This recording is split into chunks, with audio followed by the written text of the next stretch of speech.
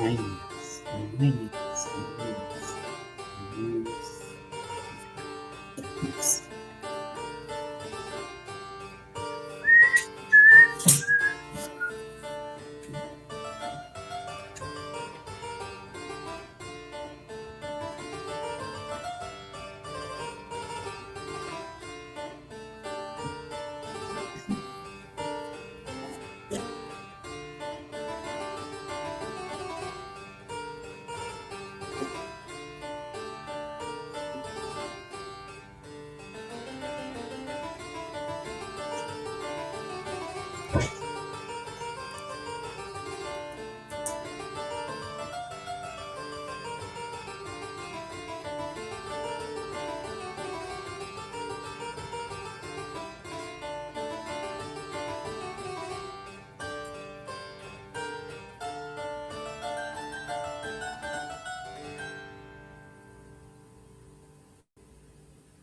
Hello, beautiful people, and welcome to Drawing Down the Stars. I'm Snappy, and thank you for joining me for our live tarot session today, October 5th, 2024. It's a beautiful day and a wonderful evening. Let's give a shout out to everyone in the chat.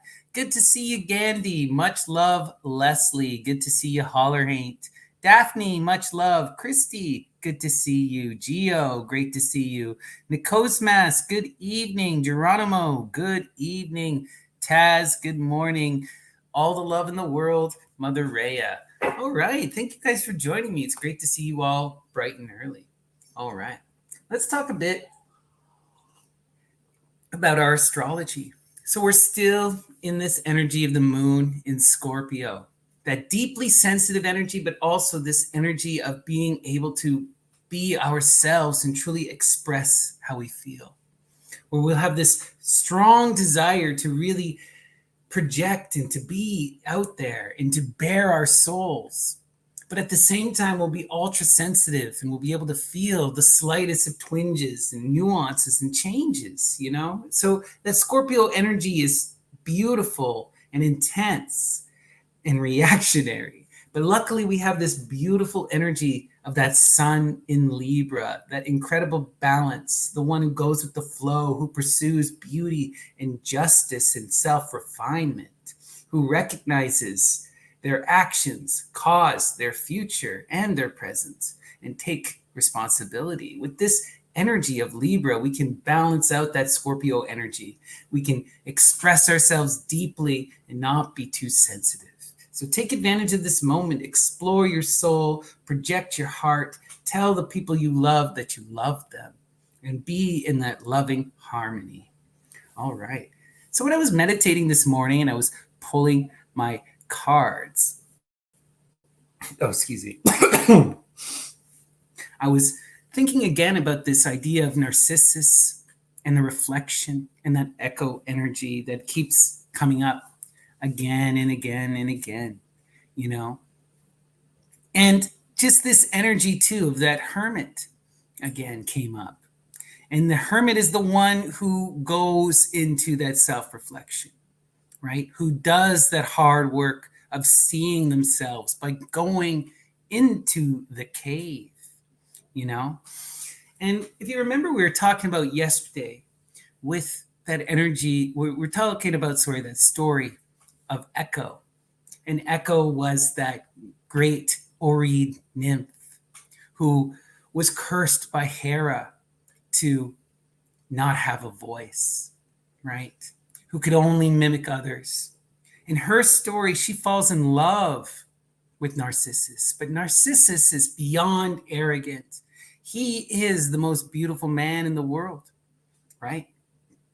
He spurns everyone's advances and rejects love. And he rejects Echo.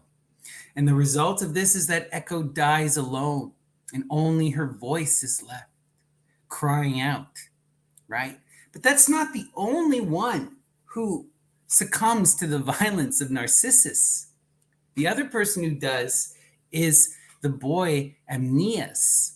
Amneas is said to be a beautiful young man who also falls in love with Narcissus. And with Narcissus continuously spurns his advances, Amneas in desperation kills himself in a right to Nemesis and curses Narcissus. And that's when Nemesis gets involved.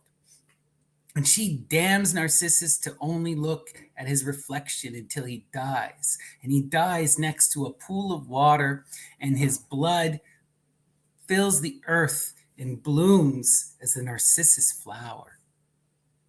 There's so much to unpack with this story, right? It's about recognizing this power of the generations and this need to come together in communion and this need to be with another.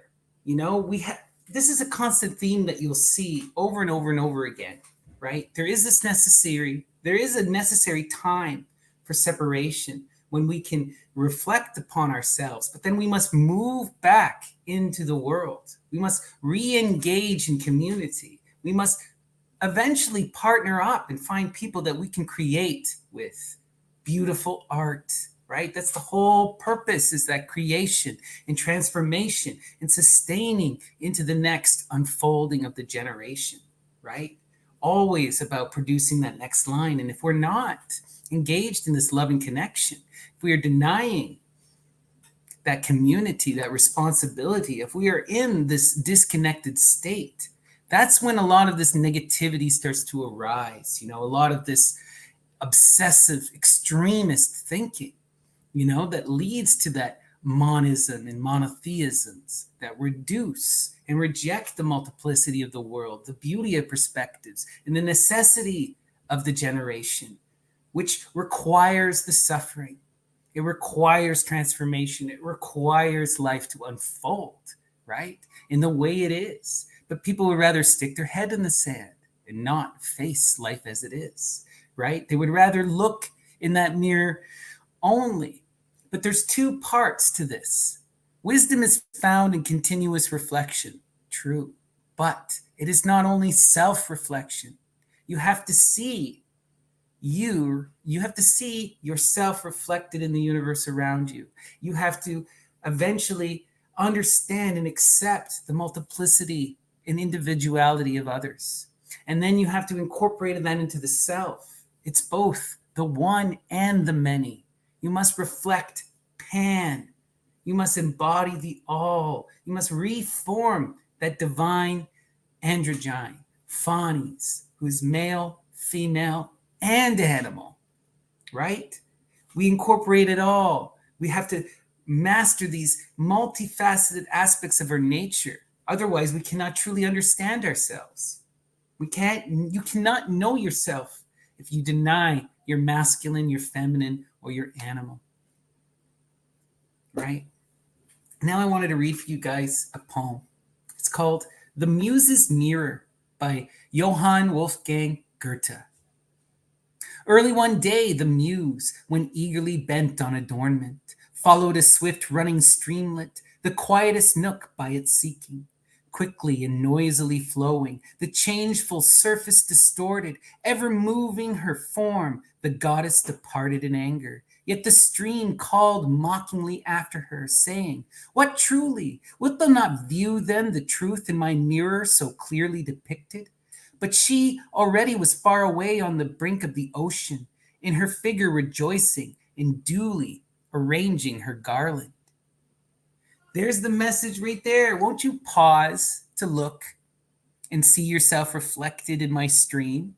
And the goddesses, I'm already in the ocean, merging the drop with the ocean. I'm already in that all. The river flows into the ocean, right? Another one of my favorite quotes, I can't remember who said it offhand. It's a Muslim Sufi mystic, but is many can recognize that the drop merges into the ocean, but few understand that the ocean also merges into the drop, right? That's the point of that universe card. We become the great mother. We give birth to ourselves anew. We are that divinity, and we are not at the same time. It's that grand Dionysian paradox. Why the fool is the first, and why it's that fool that laughs and leaps into creation by his genitals. Because from our current perspective, you can't know. To know, you have to go through the cycles and become that great mother. But to do that, you have to suffer and be transformed. You have to evolve. You have to learn, right? And it will take a lifetime. Okay, we're now going to go to our Ganapati oracle. Ganapati is the divine child, the guardian of the threshold, lord of beginnings, and master of the spirits, the Ganas. And we ask them to send us a message and to ensure that our words are heard by all who need to hear them. So, Ganesha, Ganapati, what is the message? Blessings, blessings. This is beautiful, beautiful, beautiful energy. Recognize the blessings in your life, the joy, the beauty, the power in your life, the gifts that you've been given, the love that is present. You know, often in our lives, we're so fixated upon what we need to do, what we need to improve, what we want. We often don't take that time to truly appreciate and to recognize, right? Recognize the love around you. Recognize the love in your world, because that is going to impact how you behave, everything that you do, right?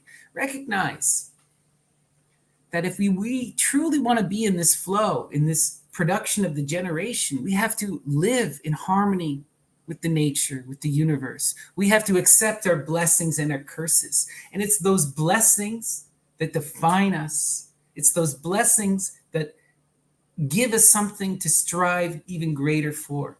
When you are blessed with the love of a person, you will now fight for that person, right? When you are blessed and you've been given something important to do, something important to have, now you must protect that, right? When you understand what has been given to you, then you know what must be protected and striven for, what must be given, what must be loved, right? And the greatest blessing of all is family, friends, children, community, love. Look to these people. Look to the blessings. They will provide you with where you need to go. All right, let us continue. We are now going to hop to our sortes. For those of you unaware, the sortes is a form of bibliomancy, that is divination through literature. And it comes to us from the Greco-Roman tradition. And we invoke the goddesses of inspiration, the divine muses, and we ask them to send us a message through the text. We're going to begin today with House of the Dead by Jeremy Reed. Muses, guide my hand. What is the message from Jeremy Reed? Inspire us this evening.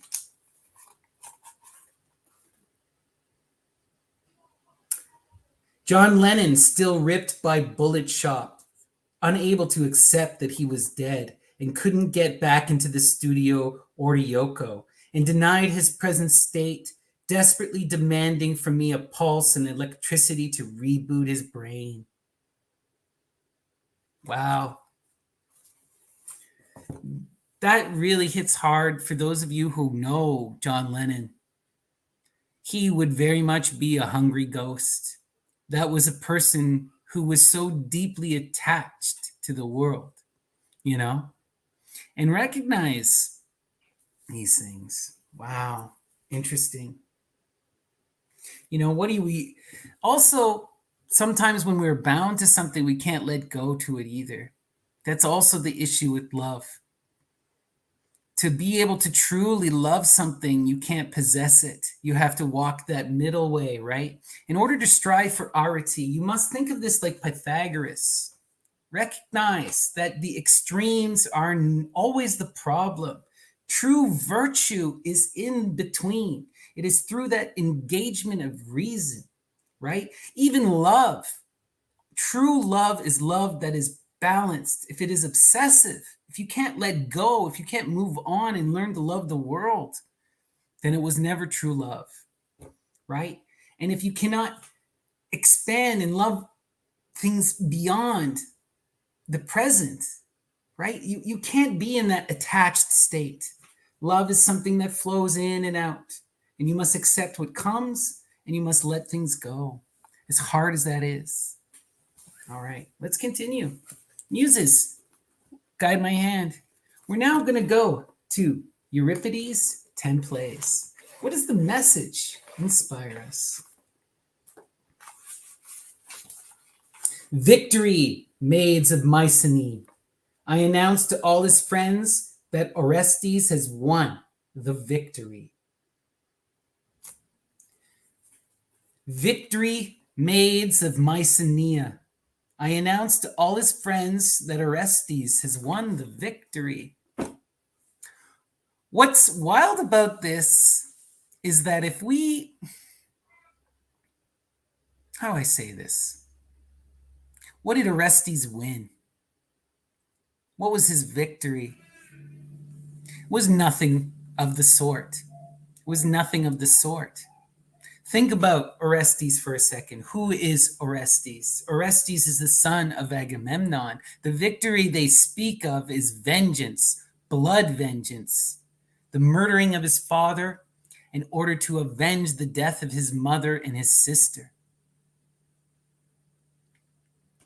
Or, yeah, wildness, right? What is a real victory, right? We need to be careful of these words. We need to understand where these things come from. And sometimes what appears as a great triumph is truly not good. Again, this is why it's so important to have that true balance of perspectives. If you can't see outside of yourself, outside of your limitations, then you are bound, right? You are bound. And it's, yeah, to think of that tragedy of the Oresteia as a victory in any sense, no. Not at all. Maybe Athena at the very end, when she gets everyone to calm down and agree to a code of law. All right. Marlowe, Dr. Faustus. Muses, guide my hand. What is the message from Dr. Faustus? Do so, and we will highly gratify thee. Faustus, we are come from hell to shew thee some pastime. Sit down, and thou shalt see all the 7 deadly sins appear in their proper shapes.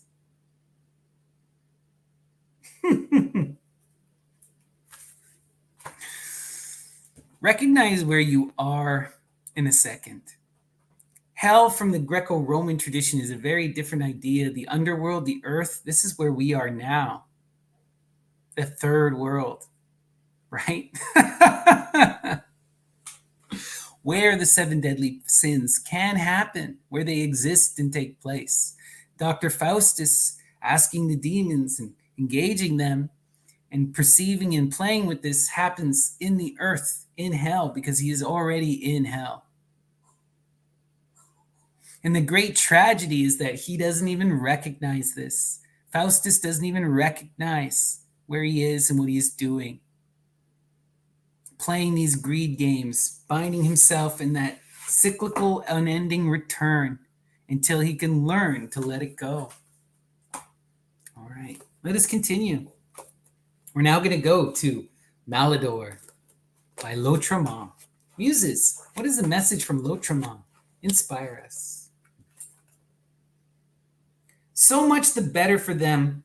All my loving care is in vain. I lull you in my arms, and you are impervious to my supplications. Will you lift your head? I will kiss your knees if necessary. But no, his head falls back again, inert.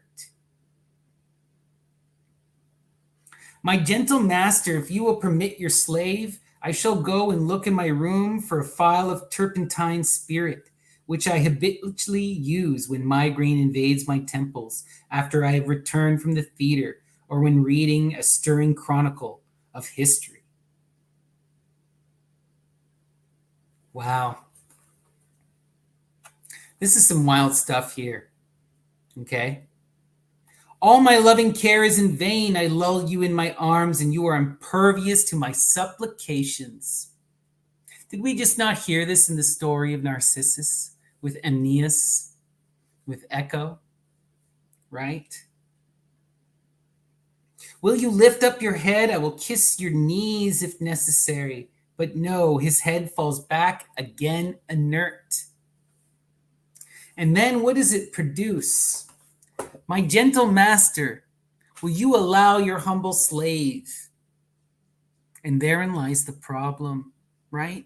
A true love connection is never a master and slave relationship. These hierarchical connections, they are not reasonable. They are not found within loving harmony and community. There are times when people are experts and they'll put on that teacher cap or that authority cap, but not king and master, right? That stuff is insane. It must be resisted, right? We do not subjugate or serve. We adore the muse in loving harmony, not bound by strictures, but bound by the creative process of art and love, right? And if you can't love someone and be received as an equal, do not debase yourself for that love. And that's often what we see. These master-slave relationships, what's so painful about them is in many ways the slave wants to be a slave. And you cannot wake up a slave. You cannot make someone unshackle themselves, see that what they think is love is actually abuse. They have to recognize that themselves. Lorca, 3 tragedies. Muses, guide my hand. What is the message from Lorca? Inspire us. For things that don't matter to me, you hear that? That doesn't matter to me. Now I'm forced to tell you, what matters to me is what I can hold in my hands, what my eyes can see. This is another thing. Often people who are interested in this kind of stuff, in the myth and the magic, we get so caught up. We get so caught up in the imaginal that we lose sight of the physical. And recognize again, the middle path is necessary. You cannot forget the physical, right? Just as you cannot forget the dream. The point of the middle path is to unite these two forces, to know the inner self, so that that inner self defines your outer, so that you live in that harmony, so that you can react as above, so below, right? Okay, let us continue. We are now going to go. I'm dropping books. Now going to go to Goethe, Faust. All right, Muses, what is the message from Faust and Goethe?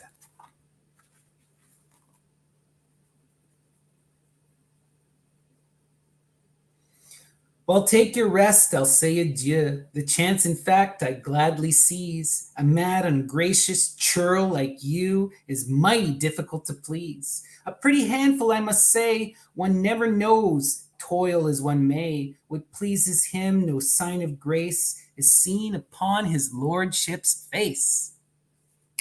And we get more confirmation from the Muses here. Who is Mephistopheles in the story of Faust? It is the demon that is bound to Faust through the pact he signed, bound to do his bidding, his literal slave, his possession by greed and magic. And what does this slave, Mephistopheles, say to his master? Well, take your rest, I'll say adieu. The chance, in fact, I gladly seize. A mad and gracious churl like you is mighty difficult to please. A pretty handful, I must say, one never knows, toil as one may. What pleases him, no sign of grace, is seen upon his lordship's face. Because this is what happens when one becomes a lord, when one becomes a king, when one becomes removed from that reality and what it takes to do something, what it takes to manifest and to build and to engage. I remember watching a documentary a while ago about some of these British manors that used to exist, you know, before, you know, at the height of the British Empire, right? At the height of that nobility. And you hear these stories of these massive castles that would be cleaned, scrubbed, cut the grass all by hand, toothbrushes, every inch of this place for like 4 or 5 people. You have an entire army doing the most ridiculous, over the top nonsense for nothing. And then you would hear stories about these nobles flipping out. It's never good enough. It's never clean enough. It's never nice enough. What are you on about? Right? It's such wildness.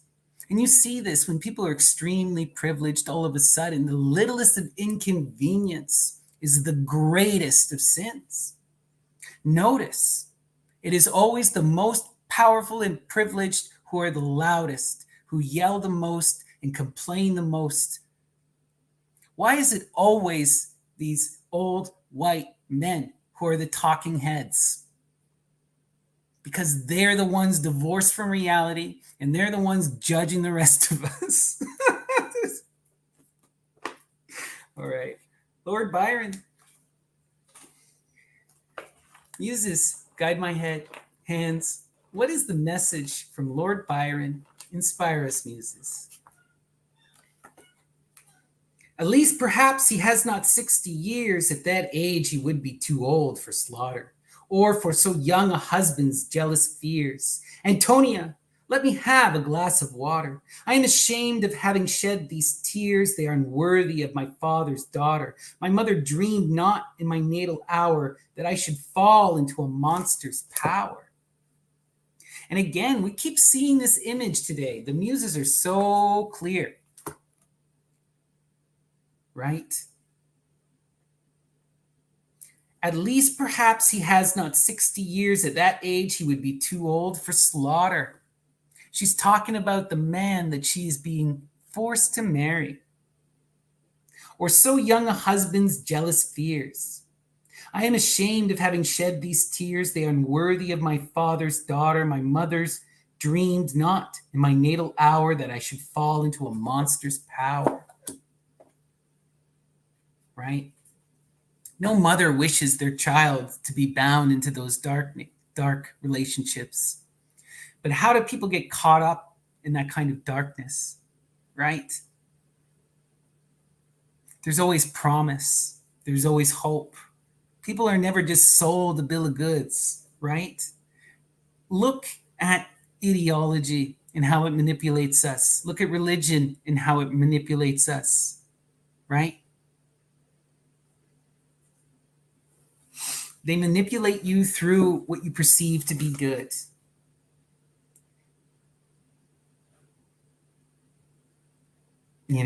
But look what happened to her. She fell into the arms of a monster, bound by power because of love. All right.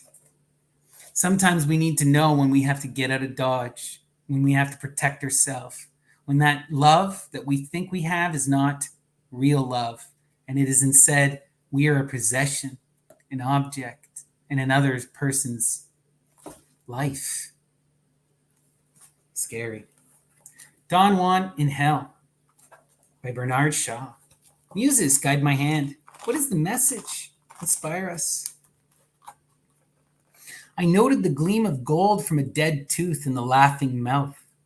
I made curious observations of the strange odors of the chemistry of the nerves, the visions of my romantic reveries, in which I had trod the plains of heaven with a deathless, ageless creature of coral and ivory, deserted me in that supreme hour. I remembered them and desperately strove to recover their illusion.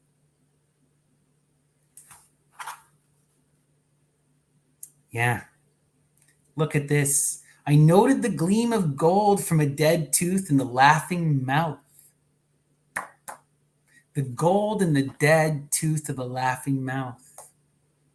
That laugh of the death. The gold that comes out of that destruction. I made curious observations of the strange odors, the chemistry of the nerves. More muse magic. The muse speaks often through smell. Smell is the most nostalgic of the senses, the most vivid in terms of image production. I remembered them. Sorry, where is that? The visions of my romantic reveries in which I had trod the plains of heaven with a deathless, ageless creature of coral and ivory, Aphrodite, deserted me in that supreme hour. In that moment of transcendent bliss when he strove out to do what? Possess that muse, possess Aphrodite. What happened? I remembered them and desperately strove to recover their illusion, but they now seemed the emptiest of inventions. Why? What was the failure? Why did Aphrodite go away? Because you tried to possess her. You cannot possess the beautiful. You must engage them as a beautiful, divine being in their own right. You must ask and be welcomed. You have to know her name. You must know her and speak to her as a human. Engage, right?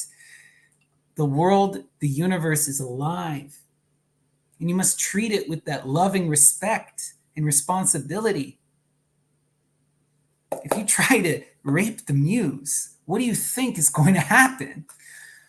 And oftentimes in these transcendent moments of bliss in your mind, that's what happens. You're just obsessed with that image. You don't recognize what that image truly means. You just seek that beauty to possess it. This is what the story of Helen in many ways is about. None of these people knew Helen. None of them truly cared about Helen. It had nothing to do with Helen. It had everything to do with the beauty she represented and the power that having her manifested. And that is ugly. If you want to love the muse, you must love the muse, not possess her. A sinister assassin, Antonin Artaud. Muses, guide my hand. What is the message from Antonin Artaud? In the face of all that, what remains of old Artaud? Some notes of those excavator who is rising up sunless beyond the round vault, bar by bar on the staircase of time, made gangrenous by eternity. There they are through a certain pastime. Wow, let me read this again. In face of all that, what remains of the old Artaud? Some notes, some reflections upon the past, right? Our old selves reflect in the notation, in that understanding, in that hermetical process of going back and reflecting upon our actions. Those of the excavator, the person who goes into the deeps of themselves, who is rising up sunless into that cave as that hermit, beyond the round vault, beyond the limitations of the body, of the mind, bar by bar on the staircase of time. Time is an ascension staircase. Every step we ascend, we evolve closer, back to that Faunes, back to that cosmic womb, back to Nuit. Made gangrenous by eternity, like Sisyphus, right? There they are through a certain pastime. But it is through a certain pastime that we truly perceive the stairs. We truly perceive time. We truly see the other. What is that certain pastime? In the French, it's more clear. This is a euphemism for procreation, for engaging in loving physical touch with another. Beautiful. All right. We're now going to go to By Oak, Ash, and Thorn, modern Celtic shamanism. All right. by DJ Conway. Muses, guide my hand. What is the message from DJ Conway? When the shaman is trying to remove a disease while in the other world, they must use every imaginative action possible. For example, I developed a discomfort in my lower abdomen, but ignored it because we had several visitors coming.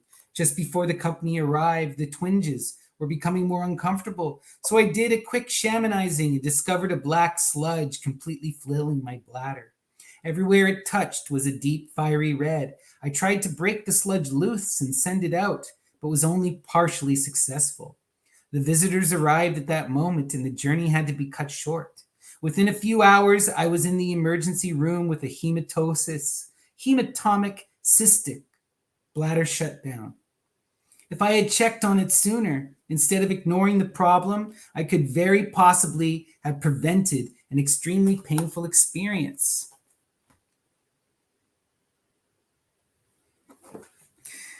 You must know the body. You must know the body and listen to the body and understand the body. The body is your temple of the muses, right? It is your individual expression of the universe. As above, so below. The totality of reality exists within you, you know? And if you cannot understand and listen to the signs of the body, then you will miss when you are hurt. And you will miss the signs. And you may wind up in an emergency room. Wow. All right. We're now going to go to The White Goddess by Robert Graves. Muses, what is the message from Graves? Inspire us this evening. Oak that grows between the two banks, darkened is the sky and hill. Shall I not tell him by his wounds that this is Lou? Wow. Oak that grows between the two banks. The middle pillar between the two banks. Where do we see this image so often? Ishtar, Ereshkigal, Aphrodite, Cybele. Between two Niscos pillars, she stands alone, that Saturnian titan of the unknown. Shall I not tell him by his wounds that this is Lu? Right? The Lord of Light. And Lu is that Dionysus, that Lucifer, that Apollonian energy bound in the earth. That hidden light that must be uncovered and released, found in the oak. And notice it is an oak. Dionysus is also the oak, right? There are no coincidences. Dionysus in his earliest when you go into the deep roots in the Mycenaean, there are two different etymologies that come. One of them talks about Dionysus as the god of the Mount Nisus. And they imagine that Mount Nisus is in India. But then others say that Nisus is not really a mountain, but it means the flowering tree, specifically the tree that makes the acorn. All right. We are now going to go to our tarot proper. But before I do, please give me a like and a subscribe. It really does make a big difference. It boosts everything in the algorithm, and it would really help me out. And if you're at all interested in a private reading, please reach out to me, Snappy, ddts@gmail.com, or you can find me on the Myth and Lore Discord as Snappy or Lady Snappy. Yeah, it's that tree of Dia. Dea, one of the secret goddesses of Rome. Profound image in Dea, related to the Dea Muta and to Tacita. Another image we've been talking about a lot on this show. And that phallus, right? The phallus resting in the womb is one of the most primordial, or in the vulva. It's one of the most primordial images in human creation. You see it everywhere. It is still most widely used within the Indian context, but you'll find it everywhere if you're looking. It's always that hermaphrodite, always that coming together of forms, right? Always that masculine, feminine, and animal. Baphomet, right? Pan. Where are these images coming from? All right. We are now going to use the Thoth Tarot of Lady Frida Harris and Aleister Crowley.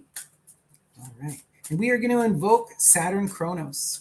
And we ask them to dissect our life, to cut it up and put it on the plate, to show us our interconnections and how we can rise above the conflicts, how we can move and flow, how we can evolve, and how we can manifest our true will. And what is the greater message for our community? All right. And I had a card shoot out at me. What do we get here? And our middle card today, painful energy, defeat, defeatist energy. The Five of Swords. This is showing up not thinking hard enough, right? When meeting that conflict, rather than applying reason and intellect, rather than pursuing and pushing into that middle way, we give up. We seek trying to understand. We stop wrestling.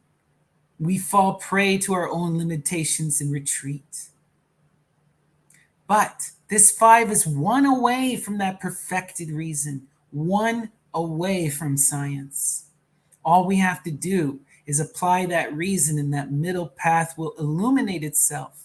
Can you push beyond the defeat, push beyond the conflicts, and rise to that higher understanding? Wow. Beautiful energy connected to that defeat is this artistic creation, the coming together of forces for that creation of the divine androgyne, to do the great work and to recreate that phonies, right? Look, the animals, the male and the female, all engaged in that cup, in that creation, right? And creation is not simply birth and children. This is the creation of imagined realities, art, books, literature, creation. It's that projecting into the future, that unfolding, right? Creation is so much greater than the mere production of life. It is about that production of the universe itself. Where's this going? Wow. This is interesting because we're coming together now in this co-creation. This is a sign that we are engaging in that loving connection with another for the purpose of creating something greater than ourselves, of merging our perspectives and working together for that new form, to give birth to new form, new ideas. Powerful, powerful energy. And we wished for this. We invoked that goddess as Aquarius. We drew down her cup. We drank our fill. And that is what led us to this art. But we are still in this belief that even as we wish and bring our joy and our loves and our desires into reality, we don't think we're deserving, that we are capable, even as it is here in front of us. Wow. Intense energy. Where's this going? Now, this is beautiful. Out of that defeat is coming a new perspective, a new understanding, right? A new beginning. In this instance, we're deciding instead to reimagine where we're going, to try and see a new light and a new understanding, really going to the depth of ourself in that reflection to find that wisdom. This is a beautiful card, and it truly resonates with the overall energy for today's reading, with the title. Wisdom is found in that continuous reflection. And when we reflect, we can find a new path, and we can begin anew and recognize that the one, the Ace of Swords, always implies the completion. It implies the 9, right? It implies the 10. It implies that creating and finishing of the cycle. So we can get there. We just have to have the strength. We just have to have that wisdom. We have to pursue it. Now, this is beautiful. That new perspective comes when we engage with the divine feminine. When we look to this energy to help expand our perspective. When we try to see things from that mother energy, from that woman energy, in all of its perspective, right? The feminine energy is that kin building energy. It is that creatrix energy, but it is so much more than that. It is that lover energy. It is that warrior energy, right? The Empress is Aphrodite. She is Artemis. She is Hecate. She is Mother Maiden in Chrome, right? Aphrodite Urania, that perfected queen who is above us all, untainted and pure. And Aphrodite Pandemos, who makes love with all of creation and engages in all of creation to its fullest. Let's continue. Wow. When we can accept new perspective, when we can engage and embrace this feminine, it leads us to that perfected balance of the pleasure. Recognize that the pleasure is about these cups living in flowing in perfected harmony, in reciprocal flow, right? This is community energy. This is coming together in that perfected balance where everyone is just loved and respected and understood, right? In that flow. That perfected six, that middle path. And it comes with new perspective and engaging that feminine. Where is this going? Wow. So connected at the bottom, we have the Princess of Discs. Beautiful energy, right? The princess represents that child energy, the one that must be nurtured and cared for, the one that needs to be protected so that she can grow and transform. And within the suit of the earths, the princess represents that earthiness of earth. This is Artemis in her purest, that divine virgin, that huntress, the one who sustains herself and moves in flow, who has no possession, and does what is necessary, right? Who builds and takes and does whatever, just goes with it. Intense energy of that natural order and natural way. But recognize when we see these princesses, this is energy that must be nurtured, that must be cared for, that must be loved and respected. And if we can take responsibility, if we can provide for that princess, she will manifest beauty in our life in a way that we cannot imagine. The princess has the highest potential, the potential to become that Corey, right? The potential to become that Persephone, that queen of the underworld, to go through the cycle and finish it all. Wow. Connected to that princess, we see another youthful energy, the prince. Similar energy, right?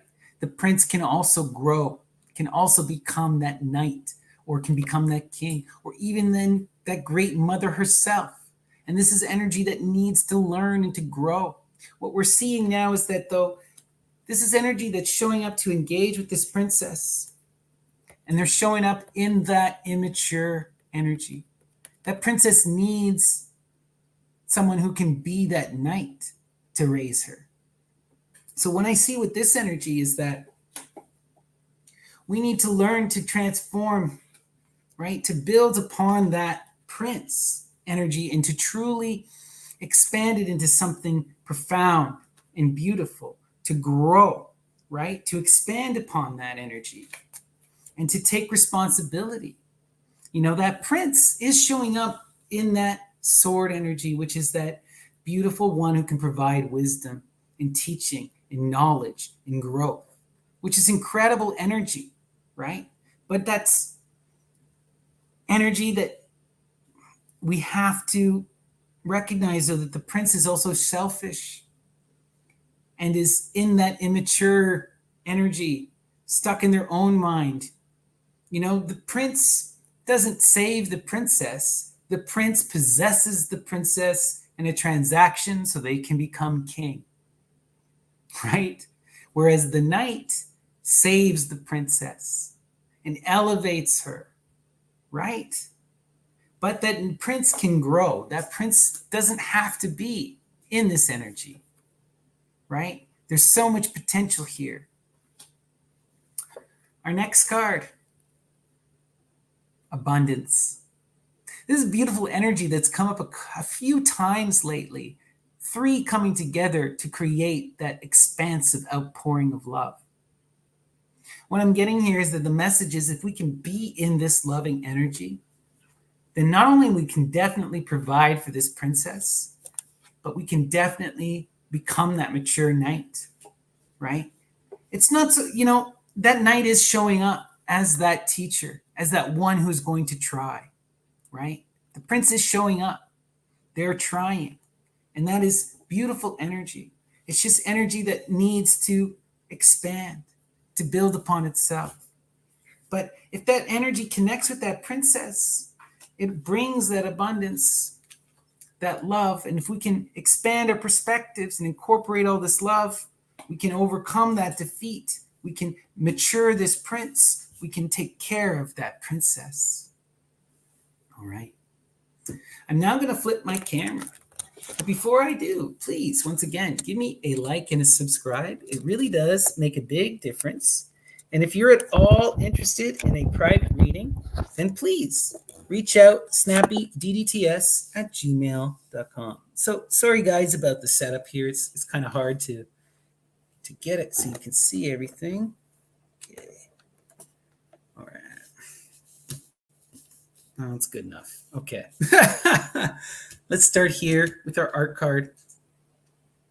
Wow, this is beautiful.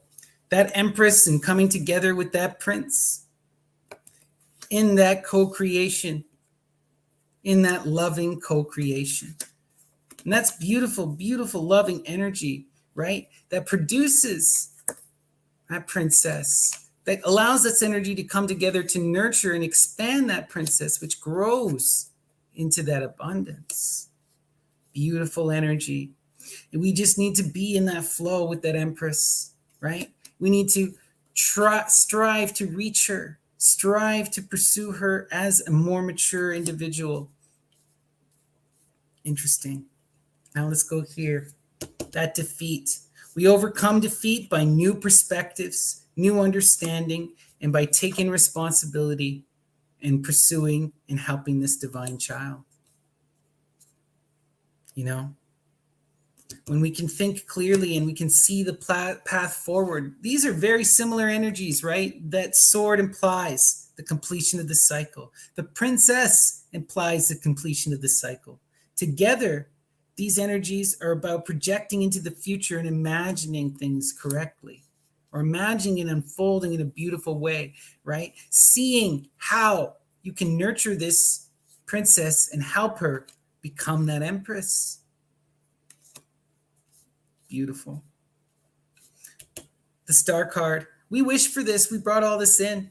What did we bring? We brought in all this incredible love, loving community, and divine connection, where that trinity of energies expands and grows and brings us into that harmonic flow with the universe. If we can truly overcome this defeat and take care of this princess, not only are we fulfilling our wishes, not only are we connecting to that great empress energy and engaging in that creation of art, but we are fulfilling our dreams. We wished for this. This is what we're meant to be doing. Beautiful, beautiful, beautiful energy. And we will be in that perfected balance of the 6. Pleasure unfolding. Now let's look at our crosses. That prince energy, right? If that prince can learn to persist in spite of the negativity, it can be reasonable, can continue to engage, they'll manifest that pleasure, that community. They'll engage in a proper, loving way, but they must be true and they must apply reason, overcome the defeat through reasoned action. build this new tower of swords. In our last cross, the Empress. It's the Empress, and connecting to the Empress that brings that loving abundance, that also brings in that pleasure, right? It's all connected, you know? And it's that Empress energy and this loving abundance too that'll show us the defeat is not real. You know, you're literally winning here. Like, look at this. Doesn't get much more beautiful than this. Look at this. Co-creating with the Empress in loving harmony, wish fulfillment, creation of that divine child, the production of art realized, being in that perfected balance of the six, manifesting a new perspective. We just need to apply reason and to get out of this defeatist mindset. You know, when beautiful things happen, when all this love shows up, when that goddess is on your doorstep, when that child is in your arms, when that art is happening, that creation is happening, sometimes we can't believe it. It's too good to be true. But you wished for this, and it is true. You wished for it, and it is perfected, balanced love. And it is for that defending, protecting, and raising of the child. And it is that loving harmony. It's energy that needs to grow, right? We need to recognize where we're at and that there's a lot to do still. But this is beautiful, truly beautiful energy. All that's necessary is to take responsibility, to be more mature, apply more reason, and to accept what you have already asked for. Your dreams are coming true. Live them, love them, be in flow, and take responsibility. That's the message, my friends. I hope it resonated with you. It truly resonated with me. All right, let's do one final sortes, and we're going to call it an evening. All right, we're going to go back to The White Goddess. All right, by Robert Graves. Muses, what is the message from Graves? Inspire us.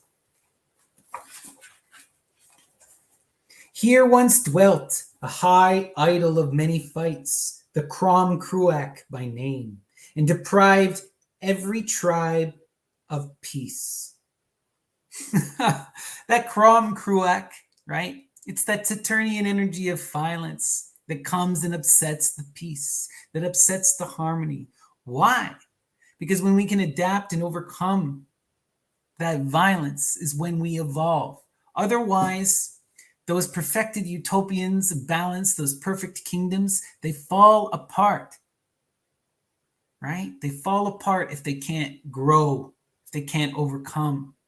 We need that antagonist energy, right? That goddess, she is, right? Aphrodite is love and violence.